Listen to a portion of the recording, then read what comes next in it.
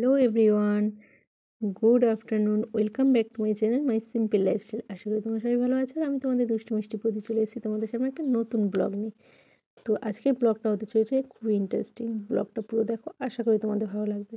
আর ভালো লাগলে অবশ্যই কী করতে হবে, লাইক কমেন্ট শেয়ার আর চ্যানেলটি সাবস্ক্রাইব করে যেতে হবে, তাই তো? যারা পুরনো বন্ধু তারা তো অবশ্যই আমার সাবস্ক্রাইব করাই আছো। তো তাদের জন্য আমি বলছি, তারা কিন্তু আমাকে প্রচুর প্রচুর শেয়ার করবে আর সুন্দর সুন্দর কমেন্ট করবে, ঠিক আছে? বৌদিকে, যারা বৌদিকে ভালোবাসো। তো চলো দেখতে থাকো। আর অনেকেই আমাকে জিজ্ঞাসা করছে, বৌদি তোমার ইনস্টাগ্রাম আছে নাকি, বৌদি তোমার ফেসবুক পেজ আছে নাকি? হ্যাঁ, অবশ্যই আছে। ফেসবুক পেজও আছে, ইনস্টাগ্রামও আছে। ফেসবুক পেজের নাম হলো গিয়ে সোনা বৌদি মাস্তি ব্লগ, আর ইনস্টাগ্রাম হলো গিয়ে সোনা মিঠু। তো আমার ফেসবুকে যেহেতু অতিরিক্ত এটা ওটা এও না, প্রচুর ফেক আইডি আমার ফটো দিয়ে খুলেছে, আমার নাম দিয়ে খুলেছে।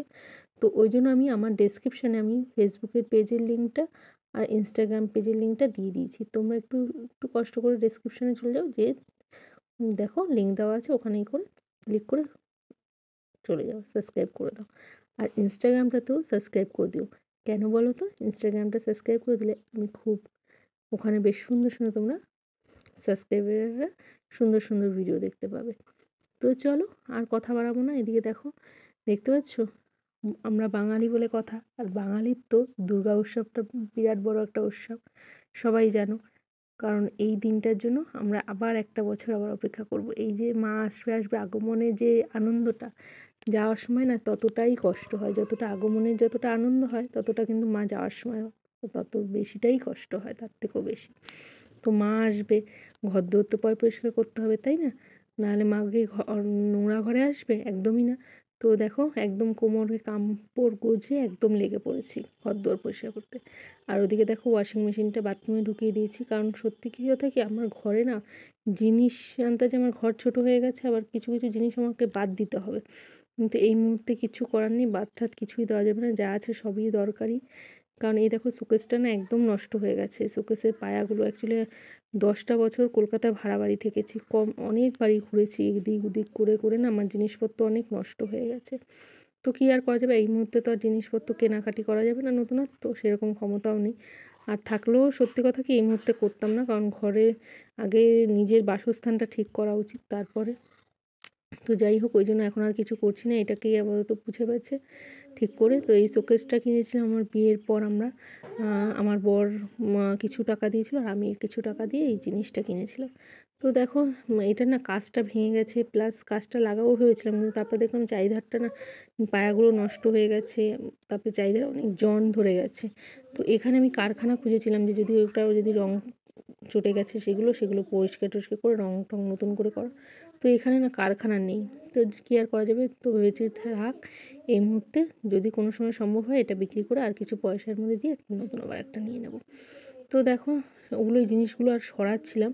ঘরটায় না একটু অসুবিধা হয়েছে, পাশের রুমে আমার যে আলমারিটা রাখা ছিল, তো সেখানে না প্রচণ্ড পরিমাণে জল পড়ে, জল পড়ে পড়ে না আমার আলমারিটা নষ্ট হয়ে যাচ্ছিলো। আর দেখো আমাদের মতন সাধারণ মধ্যবিত্ত ঘরের লোকেরা না একটা জিনিস বহু কষ্ট করে করে, সেই জিনিসটা নষ্ট হয়ে গেলে নতুন করে আবার একটা জিনিস করা মানে প্রচণ্ড, মানে বিলাসিতা। আমাদের সাধারণ পরিবারের লোকেদের কাছে ওটা বিলাসিতা।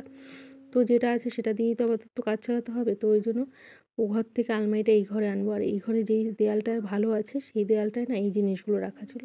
তো সেগুলো এক এক করে সরিয়ে নিচ্ছিলাম, আর ঝাড়ু দিয়ে দিচ্ছিলাম, যেহেতু ঝুল ঠুল পড়েছে। একবার ভাবলাম কি ঝুলও ঝাড়বো, একদম সব পরিষ্কার করে নেবো, কারণ এগুলো সরালে আবার ধুলো হবে। আবার আজকে যদি না সরে, আজকে যদি শুধু ঝুল ঝাড়ি, আবার পরে আবার সরালে আবার হবে। তো তোমাদের দাদাভাই বলেছিল যে তোমাদের দাদাভাই আসলে পরে করবে। তো আমি ভাবলাম পুজোর মধ্যে সে বেচারা সারা বছর খাটে, আর 3-4টে দিন আবারও আমি খাটাবো।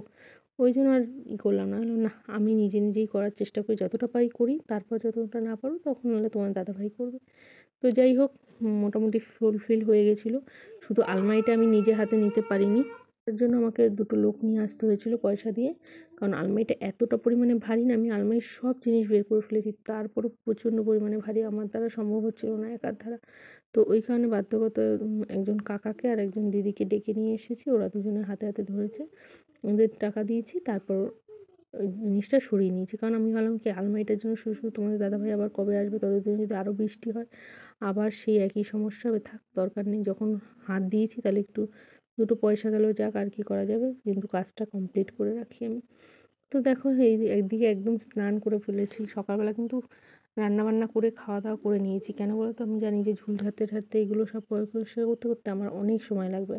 আর আমি যদি রান্না না করি তাহলে আর পরে এগুলো করার পর আর ইচ্ছে করবে না স্নান করার পর যে রান্না করি। কারণ শরীর আর দেবে না, তখন মনে হবে একটু ঘুমাই। খাই আর না খাই ঘুমাই, কিন্তু আমি ঘুমালে তো আর হবে না, আমার বাচ্চাটা আছে, ও কোথায় খাবে, তাই না?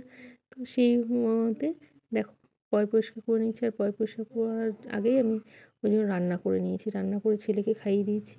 আমিও অল্প একটু খেয়ে ঠেয়ে তারপর লেগেছি কাজে। কারণ কাজ করতে করতে খিদে পেলে তখন আর খেতে ইচ্ছে করবে না, কারণ হাতে গায়ে হাত পায়ে ধুলো থাকবে। একবারে পরিষ্কার করে খেতে হবে। তো কত রাত্রির হয় তার কোনো তো ঠিক নেই।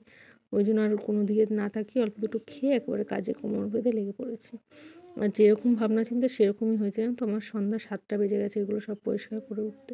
তারপর স্নান করেছি, তারপর ঘরে।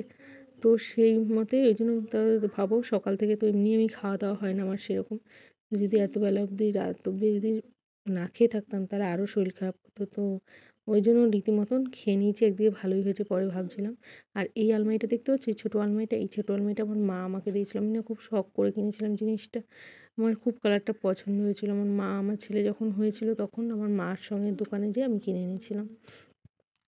তো আলমারিটার পায়াটা নষ্ট হয়ে গেছে। এই বাড়ি ওই বাড়ি করলে না জিনিসপত্র বড্ড নষ্ট হয়, জানো তো? আমার প্রচুর শখের জিনিসগুলো নষ্ট হয়ে গেছে একটা একটা করে। কী আর করা যাবে বলো? আর দেখো এদিকে আমি ঘেমে ঠেমে কী হয়ে গেছি, একাকার অবস্থা হয়ে গেছি। রুমটা দেখেছো কীভাবে রেখেছি? কিন্তু এইভাবে রাখিনি, পরে আবার রুমটা চেঞ্জ করেছি। আলনাটা এই সাইডে করে দিয়েছি আর শোকেসটা ওপাশে করে দিয়েছি। তো এদিকে দেখো স্নান টান সেরে এসেছি পরে না, আর জামা কাপড়গুলো যেন গোছাতে ইচ্ছা করছে না, এক টাল হয়ে রয়েছে দেখো। শোকেসের জামা কাপড়, আলমারির জামা কাপড়, এগুলোকে আবার গোছাতে হবে। এই ভেবেই যেন মনে হচ্ছে কি আরও চোখ বুজে আসছে, শরীরে বড্ড ক্লান্ত নেমে আসছে। তো চলো আজকে ব্লগটা এখানেই শেষ করছি। আশা করি তোমাদের ভালো লাগবে। আর ভালো লাগলে অবশ্যই যেটা বললাম সেটা করে দিও। তো চলো টাটা, বাই বাই। আবার নেক্সট একটা সুন্দর নতুন ব্লগ নিয়ে তোমাদের সামনে হাজির হচ্ছি।